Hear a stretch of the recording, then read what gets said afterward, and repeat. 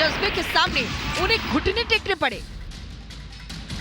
चुपके से पाकिस्तान इस टाइगर हिल पर सबसे पहले आया था, जहां पर एक चरवाहे ने यह सूचना भारतीय सेना को दी थी कि वहां पर कुछ ऐसे लोग दिखाई दे रहे जो इंडियन आर्मी की वेशभूषा में नहीं है। और उसके बाद जब आर्मी यहां पर पहुंची तो उन्होंने देखा कि पाकिस्तान ने टाइगर हिल पर कब्जा कर लिया था।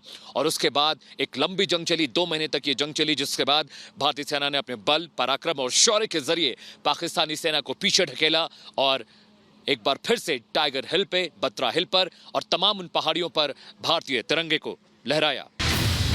कारगिल युद्ध में शहीद हुए जवानों की याद में वॉर मेमोरियल पर हर साल श्रद्धांजलि सभा का आयोजन होता है, जहां शहीद जवानों को श्रद्धांजलि दी जाती है। इस साल भी सेना प्रमुख जनरल मनोज पांडे ने कार्यक्रम स्थल पर पहुंचकर शहीद जवानों को नमन किया।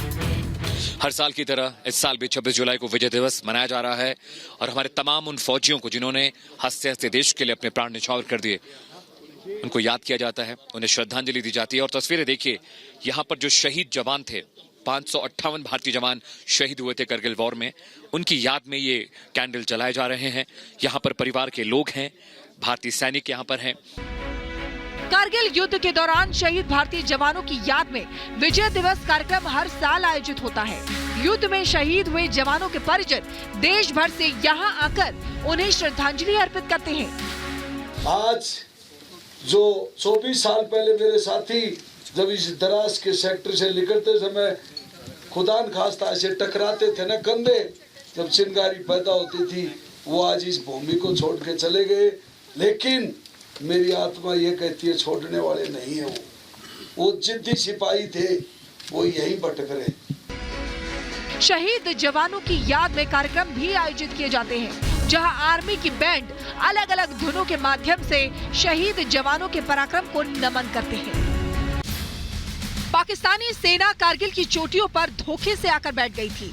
यही नहीं, पाक सेना ने यह चौकियां भी बना ली थी। पाकिस्तान फौज के साथ कुछ आतंकी भी लगे हुए थे, लेकिन जब भारतीय जवानों को इसकी खबर लगी तो उन्होंने पाकिस्तानी सेना और आतंकियों दोनों को खदेड़ने का प्लान बनाया। भारतीय चौकियां निचले इलाके में थी और पाकिस्तानी फौज ऊपर चोटियों पर घात लगाए बैठी थी। लेकिन इसके बावजूद भारतीय जवानों ने एक एक कर पाकिस्तानी जवान और आतंकियों का खात्मा किया और कारगिल की चोटियों पर तिरंगा फहराया।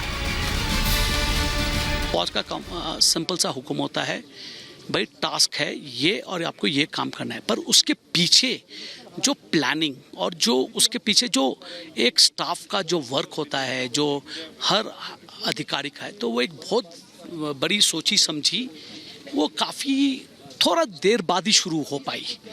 जब वो पता चला गया था कि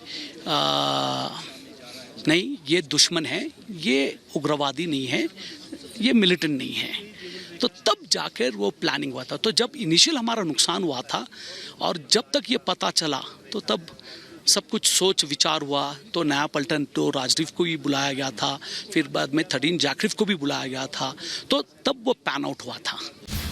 कारगिल विजय दिवस भारतीय सेना के लिए एक मिसाल है। भारतीय जवानों ने न सिर्फ एक मुश्किल लक्ष्य को पूरा किया, बल्कि दुनिया के सामने पाकिस्तान को एक बार फिर उसकी औकात दिखा दी। कारगिल युद्ध के दौरान भारत ने दुनिया के सामने साफ कर दिया कि वो पहला वार नहीं करता, लेकिन जब कोई उसकी सीमाओं की तरफ आंख उठाकर देखता है तो भारत उस आंख को फोड़ने में कोताही नहीं बरतता। कारगिल युद्ध के दौरान भारत ने यही पाकिस्तान के साथ भी किया, जिसका जख्म पाकिस्तान और उसकी फौज को सदियों तक चुभता रहेगा। Bureau report, Republic Bharat.